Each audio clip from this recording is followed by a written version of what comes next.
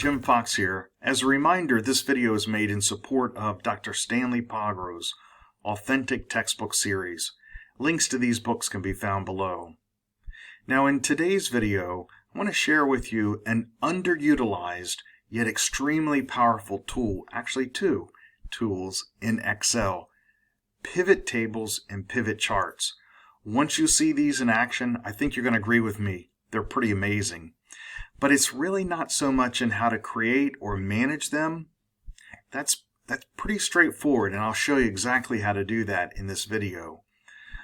But the real important thing when you're approaching a large data set is that you have clearly defined questions, initial questions, because you're going to have others as you go along, but initial questions that you want to get from this data.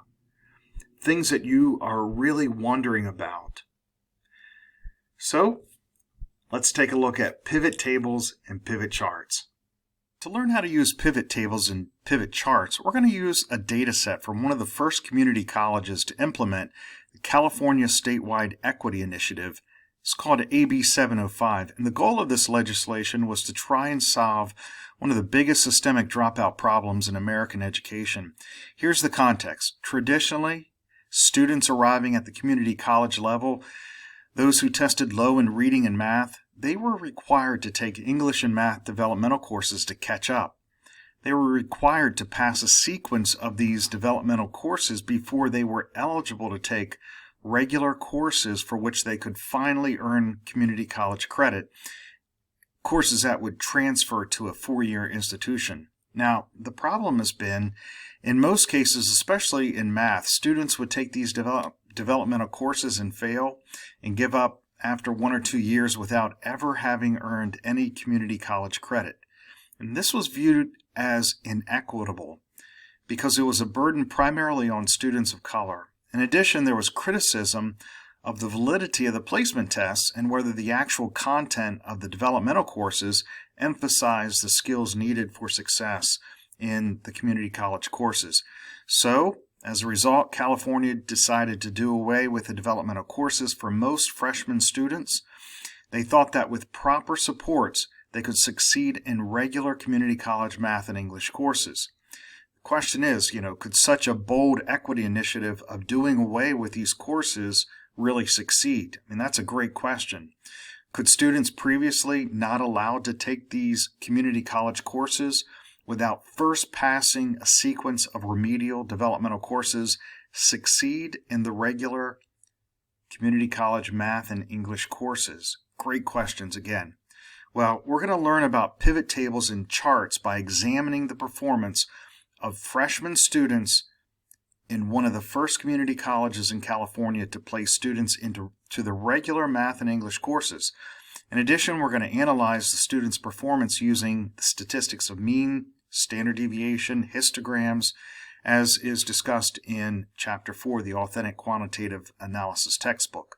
So to follow along on your computer, you can download the data set that I'm using in the video in the description. It's right down in the description below. Just click on it and you can download it as an Excel file. You can try and duplicate my actions by pausing the video. So let's get started. Really, to conduct any analysis, it's critical to start with a key research question. And since a goal of AB 705 was to increase the racial equity and outcomes in community college courses, our very first research question is, what's the overall degree of student success generally, and then by race? Now, the goal is to have at least a C+ average on coursework or a GPA of at least 1.6. So we'll be looking for that actual data point. So let's take a look at the data set. And so here's the data set. It's pretty large. It has a lot of different variables in it. But the very first thing that we want to do is we want to identify the variable that we want to use. So here are the racial categories here. And in this data set, this variable is titled ethnicity description. So we want to remember that when we make our pivot table. If I go all the way to the end, there's also, here are the GPAs, GPA cumulative overall. So we'll also need that variable. And because I've been working in this data set for a while, I also want to direct us to units cumulative overall attempted. What I've found is that there are a number of students who haven't attempted any courses at all. They must have registered and then quickly, or sometime shortly after that, withdrew without taking any classes. And so it would not be right to put them in our data set. So we'll need to filter them out. So we need to remember that when we make our pivot table. So let's go ahead and make our pivot table. All we have to do, typically we're in the home tab. We look over to the right one tab, to the insert tab, and then here's the pivot table. We click that one time and then click OK. And immediately it creates a brand new worksheet for us. And if you look down here, it says sheet 1. I'm going to double click that and type in pivot. And this simply means this is where we're going to put our pivot table. Now, this is the placeholder for where the pivot table will go. And over on the right, let me move me out of the way here. Over on the right, in the pivot table fields, we see all of the different variables here from our data set. There are also 4 boxes below, which I'll populate the variables, and I'll show you how to do that in just a moment. So the first variable that we're going to be looking at is ethnicity description. We want that in our pivot table. And if I click this little box here, because it's categorical data, automatically it's going to, by default, put it in as a row. So I'll go ahead and do that. Ethnicity description, and there it is right there. And here are the different racial categories that we're going to be looking at. I'm going to make that a little bit larger. And then if I scroll down all the way to GPA cumulative overall, if I click in this little box here, the check mark, by default, because it's numerical data, it's going to want to go down into the values box. So that's the default. So I'll go ahead and click that, and there it is right there.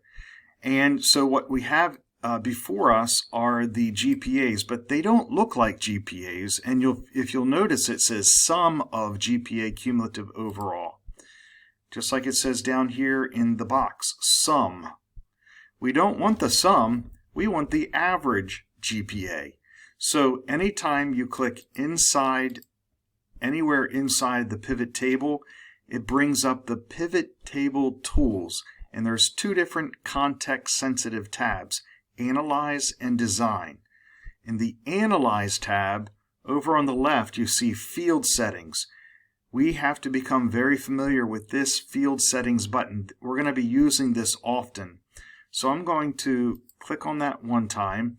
And as you'll see, we can sum, count, average, max, min, standard deviation, so forth. We can do a number of different things with that GPA data, but we want average. So I'm going to click on average and then click OK.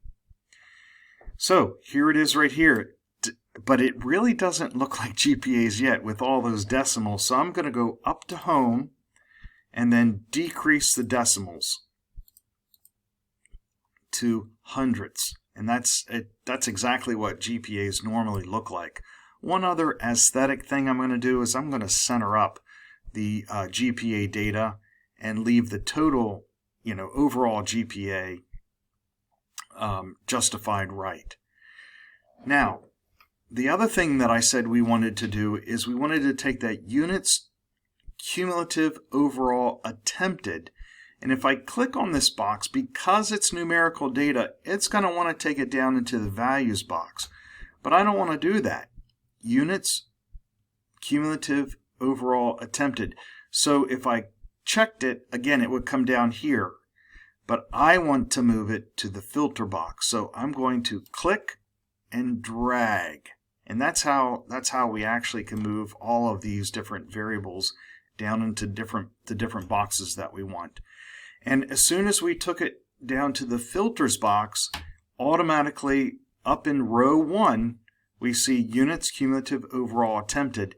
And if I click the little down arrow, and then select multiple items. Actually, I only want to select one. I want to remove those students who register but then withdrew immediately and haven't taken any courses.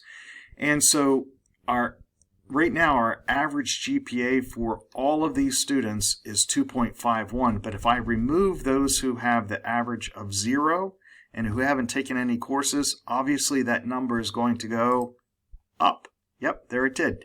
It went up to 2.7. So this is a number that's better representative of all the students who actually took classes that first year. Now, the other thing that I want to do is whenever we have a pivot table, we typically want to include counts. So our N, how many students are in each category. So if you noticed, I clicked outside of the pivot table, and what happened? The boxes over here went away. Don't worry, all we have to do is click anywhere within the pivot table. So I'll just click right here and it immediately comes back. Now, I want to do the counts of the ethnicity description. So if I click on the box, it's going to uncheck and it's going to remove them from the rows. I don't want that to happen. I actually am going to have to click and then drag this one down. But before I do so, I want to explain that I'm going to drag it down into the values box. And when I do that, because it's categorical data, it can't do the sum of as a default, but it will do a count. So if I click and drag this down to the values, you see the count of ethnicity description. So these show us the counts, how many are in each one of these different racial categories. And if you'll notice, it's to the hundredths. This data represents a person, a whole person. So we don't need any decimal points here. So I'm going to get rid of the decimal points. Okay. So now we have our pivot table that includes our racial category, our average GPA, and the counts. And in the counts, what I see right away is there are some categories that have very few in them. And I'm going to arbitrarily choose the number 10. It's going to skew our data it's going to skew the representation of each individual category that has very few people in it. And I don't want to do that at this point. So I'm going to remove those who have categories that have under 10 students. And all that I have to do, you see this little drop down arrow under this, this first column of racial categories. It's that sort and filter button that we've seen before. And so I'm going to go ahead and remove the categories of students who have less than 10. Okay, so here is the data now that I want to, take a look at. Okay, what I'm going to do right now, and I want to encourage you to do as well, is to pause the video and think about the context of this data set. What do you see? I'd like for you to make one or two observations regarding this data set, and then we'll compare.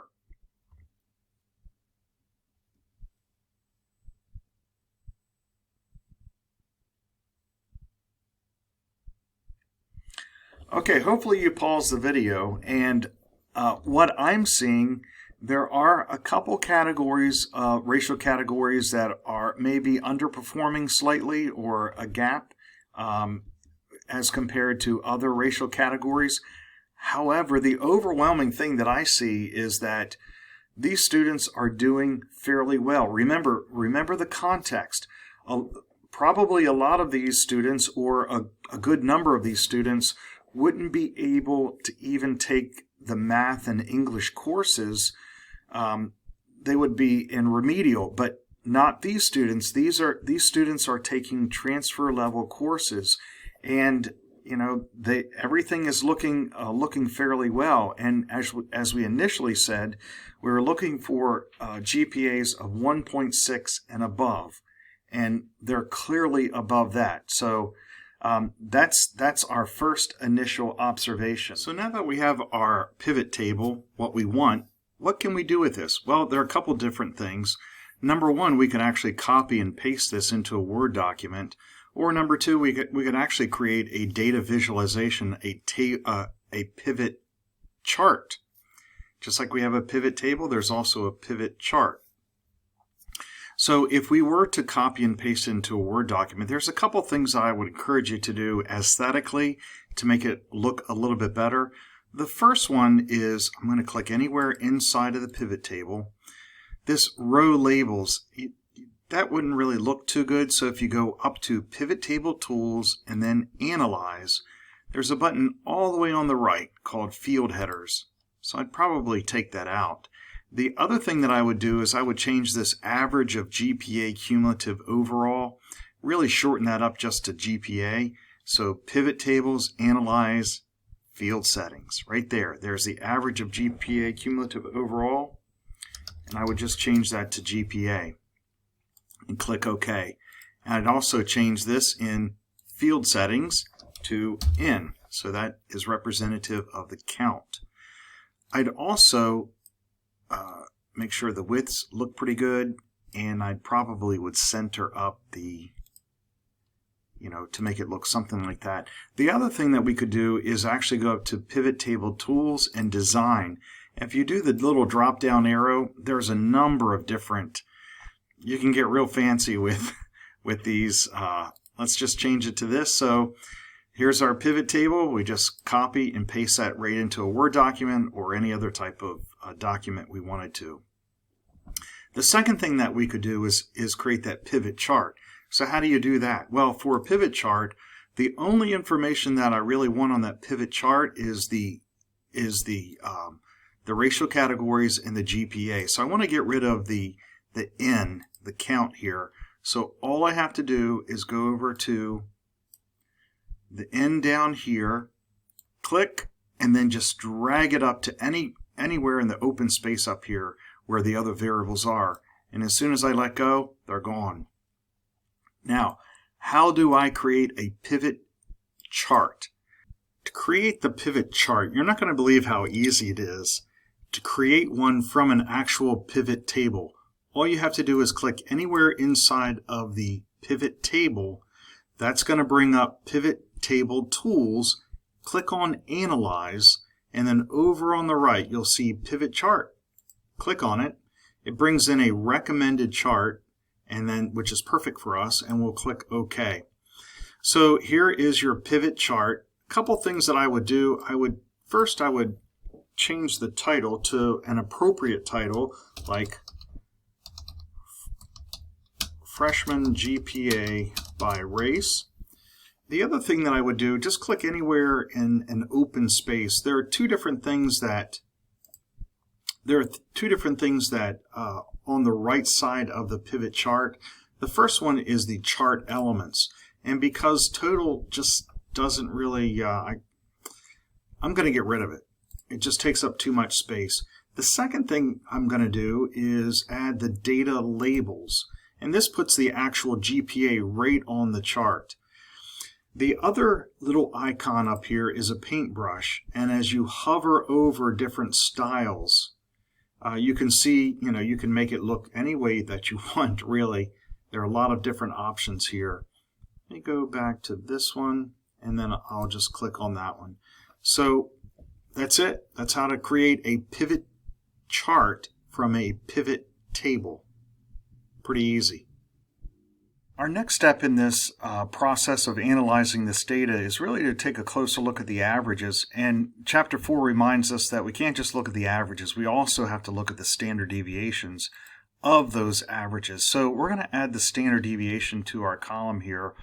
All we have to do, move me out of the way again, is go over to GPA cumulative overall and drag it right down to the values box. And when we do so, again, it brings in sum. So we click anywhere in this column, go up to Pivot Table Tools, Analyze, Field Settings, and then scroll down to Standard Deviation and click OK. So sometimes our averages really don't represent the overall group. And how do we know this? Like, for example, like house prices. And when that happens, we really should be using the median instead of the actual average. But we can't do that. That's not one of the options here in the pivot tables. And we'll learn how to do that maybe in a later video. But one of the ways to find out if an average is truly representative of the larger group is to take a closer look at our standard deviations, and if they're more than a third of the mean, as Chapter 4 talks about, then it might not be truly representative. And it looks like these three here, these three standard deviations are more than a third of the mean. So to really take a closer look at this data, we have to create histograms. And to create histograms, I actually already got started on it. To save us a little bit of time, I created a brand new worksheet. I went to the math data set, and I did a little filtering and sorting, which we already know how to do, and I copied and pasted the averages that we're actually looking at, the GPAs that we're actually looking at, into each one of the columns here. So that's what you'll need. You'll need just that data to make a histogram. So how do you make a histogram? As I said, I've made all of them except for the very first one, the Asian category, racial category of the GPA histogram. So how do you do that? You highlight the data, you go up to Insert, and then you go over to the Chart Area section, and right there is a little icon that is representative of a histogram. Do the drop down arrow and click Histogram. Now I'm just going to move this up to the top here and then recenter it so it looks somewhat like the others. I'll also change the title real quickly. Highlight that.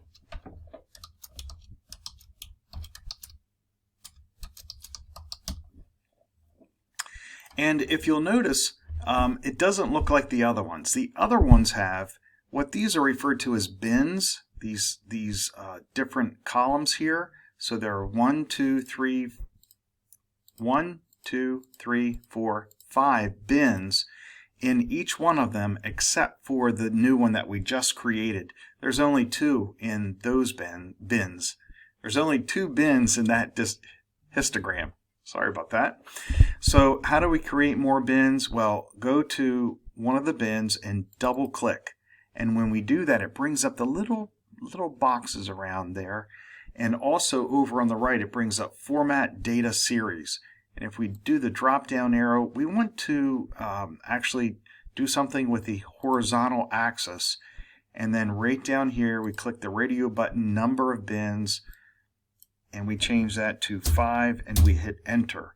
So now all of our histograms have 5 bins.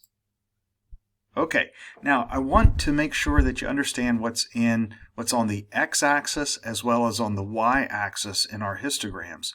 On the x-axis are the GPAs, the grouping of GPAs. So this very first one is a 0 GPA through a 0.8.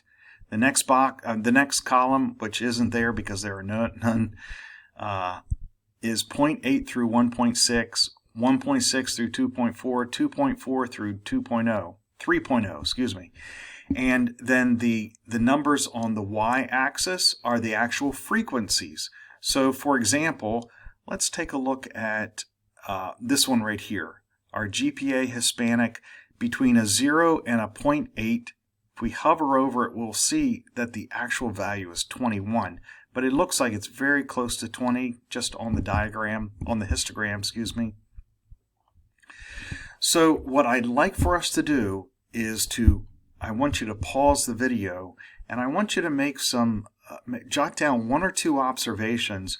I'll do the same and then we'll come back and we'll compare. Okay? So think about these distributions and what is this really telling us about each one of these different categories of races and their GPAs. Go ahead, pause the video.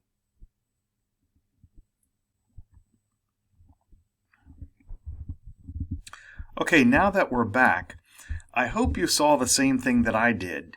When we're looking at the three categories here, the Black, non-Hispanic, Hispanic, and the multi-races, what we really see is the fact there are very few students that are below 1.6. I mean, right down here in the multi-races, here's 2 here and 2, so there are 4.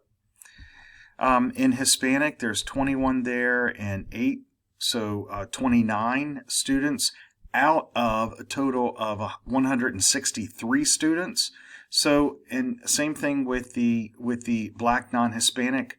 Here are 2 students here and 1 student here. So only 3 students out of 13 are actually below that desired 1.6 GPA. So in other words, this is another indication that the equity initiative that was put into place really seems to be working, and that the students are doing very well.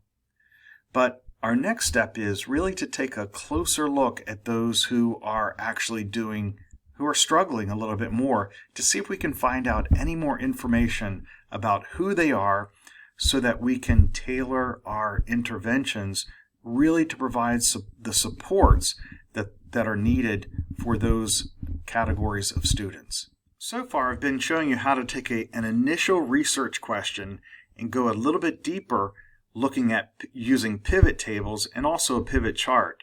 And then we went even further deeper by looking at the actual distribution of each one of those racial categories. Because of our standard deviations, it caused us to look at those histograms. Now we're going even deeper, and we're just looking at the 3 categories of students that we said were just slightly problematic, even though overall the students are doing very well and the equity initiative seems to be working. But still, let's take a closer or a deeper dive into those 3 categories of students who did a little bit worse than the others. So we had to add our row labels back in, and if you're following along and you forgot how to do that, you go up to Pivot Table Tools, Analyze, and then under all the way on the right are the field headers. It takes them out and puts them back in. So I just put them back in. We also, to go a little bit deeper, we want to take out the standard deviations, and we actually need the count data in here. So I'm going to go down, remove the standard deviations, and then we want the count data from our ethnicity description. We want them down in the values. So we want the counts. Again, I'll change this because they're people, they're whole people. We take out all the decimals there. The other thing I'm going to do is I'll go ahead very quickly, analyze field settings, and change this to in, and click OK, and then center that up as well. Now, I'm going to do one more thing, a little highlighting tip, because I'm going to be putting different variables in the values box. Every time I do that, it's going to auto-fit and resize these columns, and I don't want that to become annoying for us. So what you need to do, click anywhere inside the pivot table, go up to Pivot Table Tools, Analyze. Instead of Field Settings, go one more to the left and click on Options. And there's this little box here that by default it will be checked on yours. I'm going to uncheck it and make sure yours is unchecked as well, and then click OK. And it will keep those columns the correct width. Now, to go a little bit deeper, we're going to use 2 of the variables that are in this data set that are very common in the equity literature.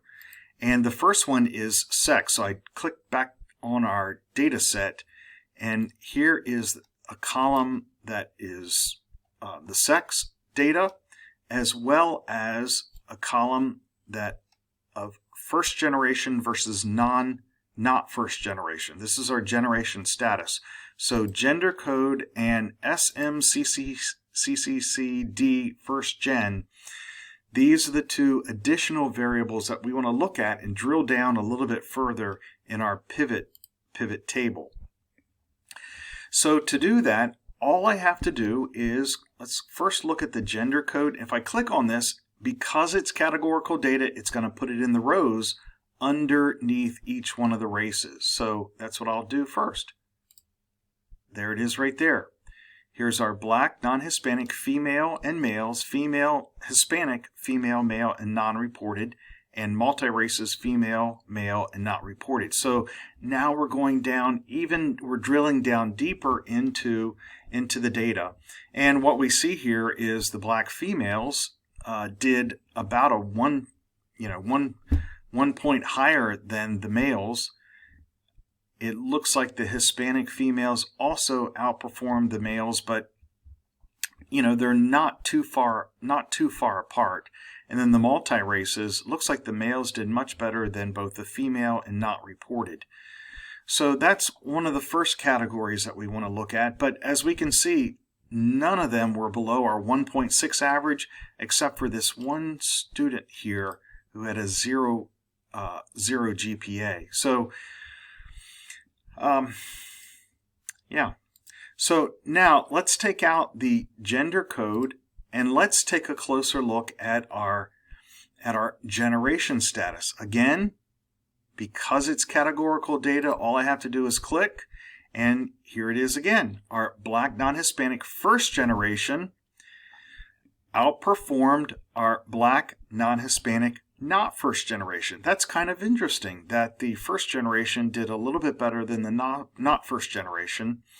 Our unreported, we only had one of them, were under the 1.6 GPA, so that is a little bit of a problem area. For the one student it is. Our Hispanic, somewhat close, but the not first generation status did a little bit better, which probably is expected. And our unreported also did better than the 1.6. In our multi-races, it looks like the not first generation clearly outperformed the first generation. So now we've taken a look at both, but I'm going to do something and add this gender code back in. And I want to show you just a couple different things that you can do here. So now we have it divided down even further from the racial category to the generation status to the male and female. If we wanted to, there's no right or wrong way to do this. It really does depend upon your research questions and who you're really looking at. You could actually, I'm going to move this and just watch what happens. I'm going to move the gender code up above. I'm just going to click and drag it up above the generation status. You see what happened there? Now it has Black, non-Hispanic by female and male, but then it has it further broken down by generation status for all of them. We could even drop our ethnicity code down below. If our female and male and not reported was really what we were looking at, we could do that as well. But I'm not going to mess around anymore. I'll take our ethnicity data back up and I'll just stop there. Okay, now that I've stopped moving the variables around, let's just take a close look and see what we actually have here. What I want you to do is actually pause the video and write down which categories of students you think are in most need of support. So take a look at the data, think about the context, remember the goal of the data set, and write down which categories really may need some additional support. Okay, go ahead and pause the video, then we'll compare notes. Okay, hopefully you paused the video, and if you remembered at the beginning, we said that we were looking for a GPA of 1.6 and above. And so maybe you would have looked through here for anything below 1.6. So here's a 1.08. I'll go ahead and highlight that one. Maybe that's one that you brought up as well. Here's also another one that is a 0 GPA, which is it's one student, but we'll go with it right at the moment here. And then Here's another one with one student with a 0 GPA. So let's change the number to maybe 2.0 just for us to have a little bit more to talk about. But obviously this is a very clear indication that all of these students, the vast majority, are really doing well with this equity initiative. But for our learning purposes here, let's highlight any data point that's under 2.0, and we're just choosing that arbitrarily for us right now. Here's another one. Here's a 1.6. Here's another one under 2.0.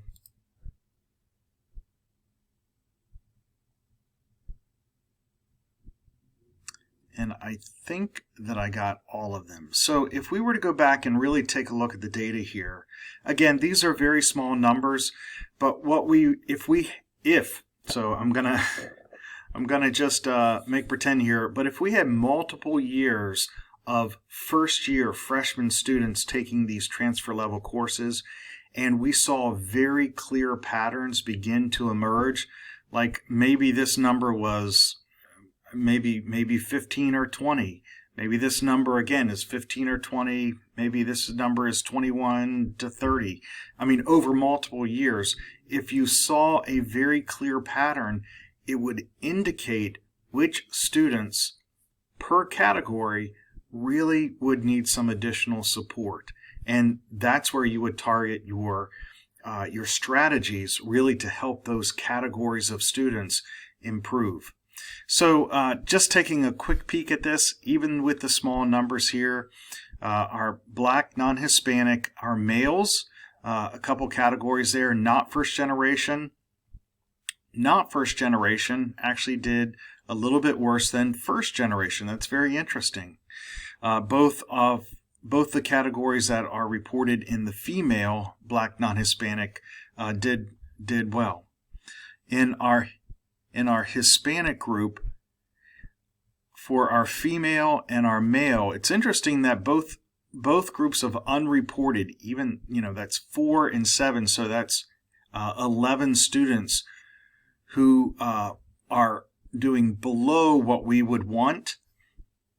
And so that's kind of interesting that they're unreported. So that may be a category that we would take a look at in coming years.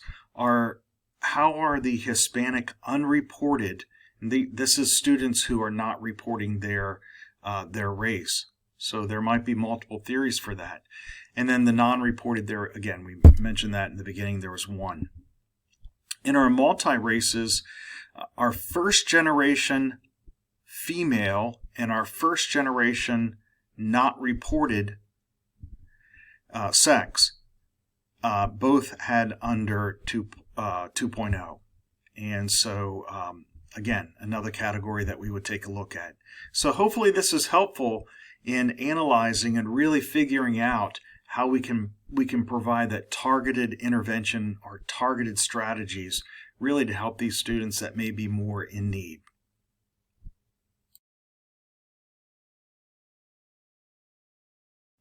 I want to provide a little recap or summary of what we learned in this video, and I want to end the same way that I began by saying probably the most creative part of data analysis is really asking good questions from the very start of any data set, and then following up as the data leads you with relevant sub-questions really to further refine that analysis.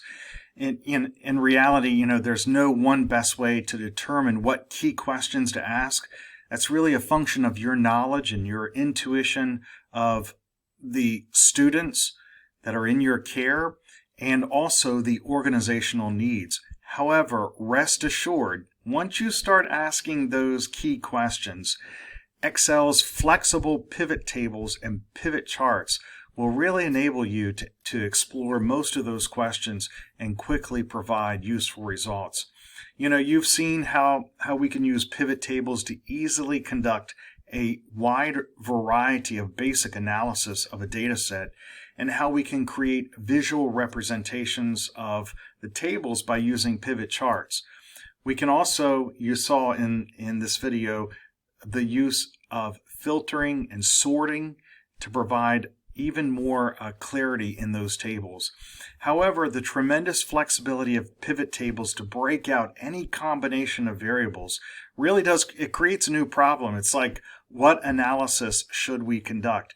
Therefore, again, I'll say it one more time, the most important skill for organizing your analysis is really to start with key questions about what you're trying to find out. Then after you get those preliminary results, fine-tuning that analysis with a series of sub-questions. In this case, with this data set, we were able to show that the vast majority of students of color were succeeding in these community college courses that they would have previously not been allowed to take, many of them probably, and thus they were able to earn community college credit right away in their first year, and that's really encouraging. So I hope this video has been helpful to you, and blessings.